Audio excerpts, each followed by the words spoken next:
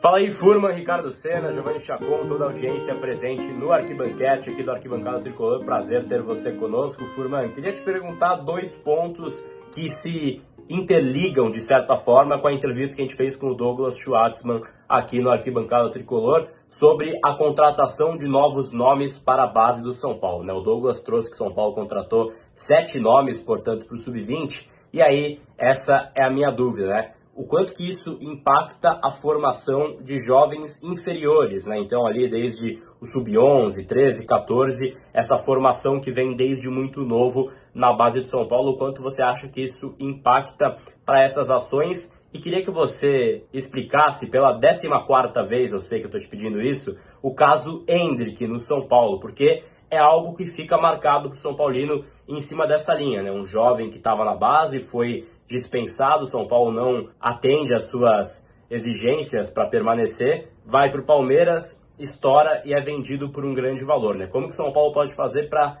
evitar que esse tipo de coisa ocorra e o que rolou de fato no caso Endrick, que você que tem a apuração mais em cima. Tamo junto, grande abraço para vocês e ótimo podcast. Que cavanhaque bonito dele, hein? Nossa, você viu? Chamou a atenção. Nem prestou Tava bem, né, cara? Nossa. Mas aí, a primeira pergunta a gente meio que já respondeu ela aqui, né? Falando sobre as contratações. Acho que depende muito de cada contratação, né? Pelo menos as que chegaram pro Sub-20 efetivamente parecem fazer sentido. São jogadores que parecem oportunidades de mercado, de fato. Mas sim, isso, se você tem uma geração vindo muito forte, isso pode prejudicar, como prejudicou a geração 2005. Mas aí, naquele caso, a geração 2005 foi prejudicada por um grupo de jogadores que não tinha condição de jogar no São Paulo. E isso ficou provado pelo como eles jogaram, inclusive no próprio Sub-20 do São Paulo. São jogadores que vão integrar aí, de repente, Série B, Série C, até podem voltar, chegar na Série A um dia, mas naquele momento eles não tinham capacidade para chegar no profissional do São Paulo, e isso ficou provado. Em relação ao Endrick, né, é uma história muito doida, né, que lá para 2015, 2016, o São Paulo tinha uma parceria com uma escolinha em Brasília. Aliás, fiquei muito feliz de ouvir do próprio Luan, agora o coordenador de captação do São Paulo. Aliás, muito bom o que foi feito em relação à captação do São Paulo comparado ao que estava acontecendo antes. Eu ainda sonho com que a gente volte à captação que a gente teve quando foi captada a geração 99 do São Paulo, lá para 2014, que foi uma geração muito forte de captação do São Paulo. Passou 3 mil moleques do São Paulo, visitando Cotia, fazendo rodízio lá em Cotia, fazendo uma escolinha, uma clínica com 100 meninos, depois clínica com mais 200. Cara, era um negócio de louco, e a gente perdeu nomes importantes da captação, né? Marcelo Francisco, que tá no Palmeiras, para mim, um dos melhores captadores que a gente tem no futebol brasileiro. Então isso tudo pesou, mas gosto muito do que o Luan tá colocando ali no São Paulo. Foi um acerto a chegada do Luan. Ali, pelo menos tudo que ele falou faz muito sentido. E ele disse que essa parceria com as escolinhas de Brasília voltaram. E isso é muito importante. Por quê? Porque o São Paulo, como diz a lei, não aloja ninguém abaixo dos 14 anos de idade. É proibido você deixar o menino ali, porque você não pode ter nenhum vínculo empregatício, por assim dizer. Não chega nem a ser empregatício, mas são contratos diferentes, né? A gente... Você não pode deixar, os pais não podem deixar sob responsabilidade do São Paulo. Porque você gera um vínculo com um clube que não pode existir. Tá? Então, você tem até dos 12 até os 14, uma coisa que a gente chama registro federativo, que é um registro que você faz ano a ano. Você tem que renovar ele ano a ano, inclusive mudou recentemente para 2 anos, se eu não me engano. Mas você tem que fazer ele ano a ano para registrar o jogador e constar que ele faz parte do seu time, e isso vai entrar no passaporte dele no futuro para a questão do mecanismo de solidariedade, inclusive. E esse registro federativo ele foi alterado justamente por conta disso. E aí depois... Isso até é bom, né? Maravilhoso, isso é ótimo. E aí depois você tem um contrato de formação, né, que é aquele contrato que você já pode dar um auxílio pro garoto que vai dos 14 aos 16, e dos 16 em diante você tem um contrato efetivamente profissional de trabalho com o menino, que é aí quando ele pode jogar, inclusive, profissionalmente na Série A do Brasileirão. Antes não tinha, né, essa parte. O Endrick fazia parte dessa escolinha em Brasília, né, ele que é de Taquaritinga, ele fazia parte dessa escolinha em Brasília, era um fenômeno nessa escolinha de Brasília. Inclusive soube que o São Paulo trouxe mais um menino de Brasília, que dizem que, embaçado, viu? Parece que é bem acima da média, tá inclusive jogando com os mais velhos. E essa parceria acaba. O São Paulo, numa época da gestão de marketing, decide acabar com essas parcerias. Essas parcerias são encerradas para iniciar um novo projeto que acabou não dando muito certo. E o Endrick ficou sem ter onde jogar. Essa é a grande verdade. Assim, pensando em São Paulo, ele falou, beleza, agora que não é mais São Paulo, para onde eu vou, que é São Paulo? Como é que eu continuo no São Paulo? Ele não tinha o que fazer. E aí, tem diz que me disse de lá, diz que me disse daqui.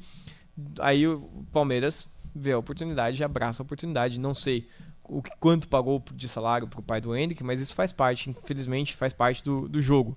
Né? Hoje em dia a gente teve dirigente do Corinthians falando abertamente de pagar R$10.000 para um menino de 9, 10 anos de idade. Né? Então isso faz parte do jogo cada vez mais, esses pagamentos por fora. Não sei quanto pro Endrick naquele período, mas o Endrick poderia ter continuado no São Paulo se o São Paulo tivesse como manter ele no Sub-11. E o São Paulo por muito tempo não teve Sub-11 e Sub-13. Esse é um dos pontos mais importantes. A gente tem que focar muito no Sub-11, no Sub-13, até no Sub-9 de vez em quando, porque é ali que você vai encontrar o extra classe.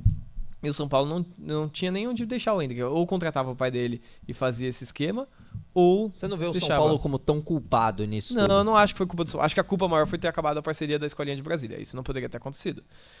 O erro maior foi... Mas num contexto geral, É. assim. Não, acho que em questão de dispensa, não chegou a haver uma dispensa, né? Ele chega aí pra Cotia, ele também passa pelas clínicas em Cotia, fica um período lá, mas não chega a ter uma dispensa, né? Porque ele não era efetivamente do São Paulo. Aliás, na cidade nem contrato federativo ele podia ter, nem registro federativo você tem. Então é isso que pesa muito. E aí ele vai pro Palmeiras, enfim, é um fenômeno, é um jogador absurdo, muito acima da média, fisicamente acima da média, tecnicamente, taticamente acima da média. E o pessoal fala que tá dando certo no Real Madrid, é maluquice, né? O menino tem uma média de 1 gol por jogo, pô. Toda vez que ele entra, se você passar pelo tempo que ele fica em campo, ele tem um gol a cada 80 minutos. Ele só tá reserva do Mbappé, pô. Aí também é aquela coisa, você não é o apresentador principal do jornal, mas quem que é? O William Bonner. Foi, pô, Tá bom, pô.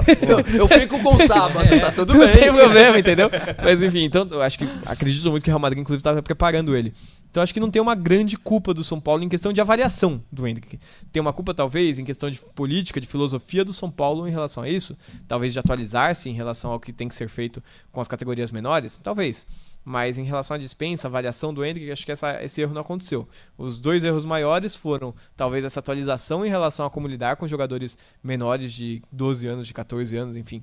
E essa parceria com as escolinhas que acabou sendo terminada de uma forma um pouquinho mais abrupta e não permitiu que o clube pudesse fazer, talvez, um planejamento melhor para os meninos que estavam nessas escolinhas. Que faltou isso, né? Os meninos estão na escolinha, a parceria acaba e agora. O que eu faço? O que eu faço?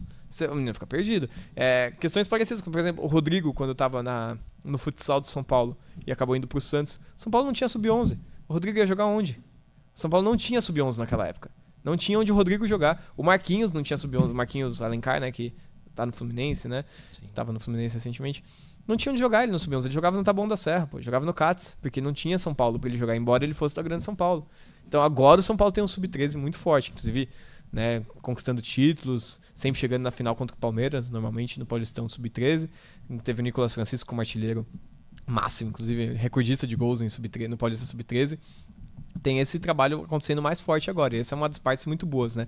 A gente teve até a mudança de coordenação, agora foi pro lugar do Andriatti, que é uma das questões que a gente fica meio na dúvida, né? Quando a gente vai falar, aproveitando que a gente já tá entrando nesse assunto.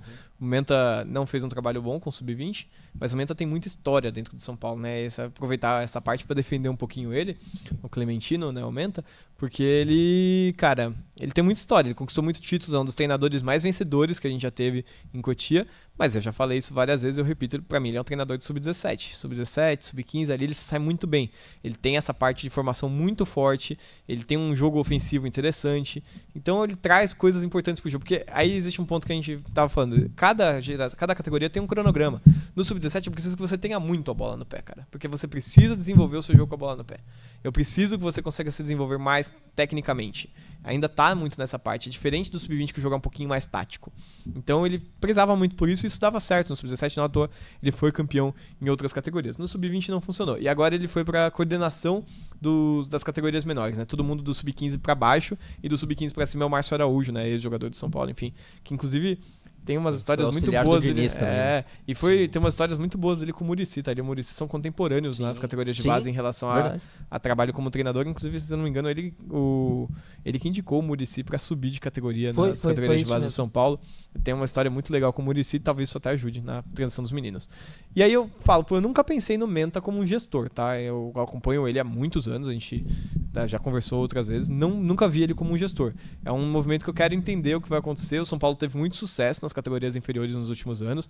O Andretti montou times muito competitivos pelo São Paulo, isso é inegável. É um cara que tem um conhecimento técnico absurdo, né? Tem muitos livros publicados, não só em português, né, como em outras línguas. É um cara que tem um conhecimento muito alto e fez um trabalho competitivo para o Sub-13, Sub-12, Sub-14, Sub-11, todas as categorias inferiores do São Paulo. Um trabalho muito competitivo.